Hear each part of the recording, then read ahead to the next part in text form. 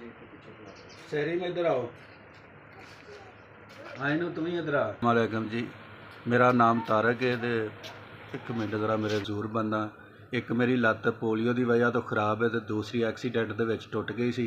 तो मैं बहुत गरीब ते माड़ा बंदा वां, ते दिहाड़ी दित्ती हुई है इमदाद महीने बाद जिहड़ी मैनूं 10,000 रुपया मिलदा है, ਉਹਦੇ ਨਾਲ ਮੇਰੇ ਘਰ ਦੇ ਕਾफ़ੀ ਅਖਰਾਜਾਤ ਪੂਰੇ ਹੋ ਜਾਂਦੇ ਨੇ। ਮੇਰੀ ਦਵਾਈ ਦਾਰੂ ਦਾ ਖਰਚਾ ਪੂਰਾ ਹੋ ਜਾਂਦਾ ਹੈ। ਬਾਲਾਂ ਦੇ ਸਕੂਲ ਦੀਆਂ ਚੀਜ਼ਾਂ ਆ ਜਾਂਦੀਆਂ ਨੇ, ਫੀਸਾਂ ਦੇ ਦਿੰਦਾ ਮੈਂ।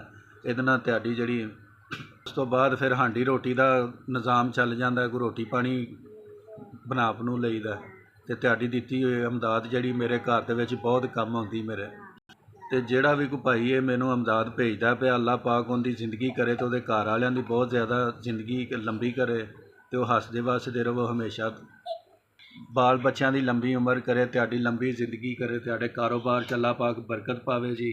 ਅਤੇ ਹਮੇਸ਼ਾ ਹੱਸਦੇ ਵੱਸਦੇ ਰਹੋ, ਅਤੇ ਖੁਦਾ ਤੁਹਾਨੂੰ ਬਹੁਤ ਬੁਲੰਦੀਆਂ 'ਤੇ ਲਿਜਾਏ, ਤੁਹਾਡੇ ਕਾਰੋਬਾਰ ਨੂੰ ਸਰਫਰਾਜ਼ ਕਰੇ ਖੁਦਾ।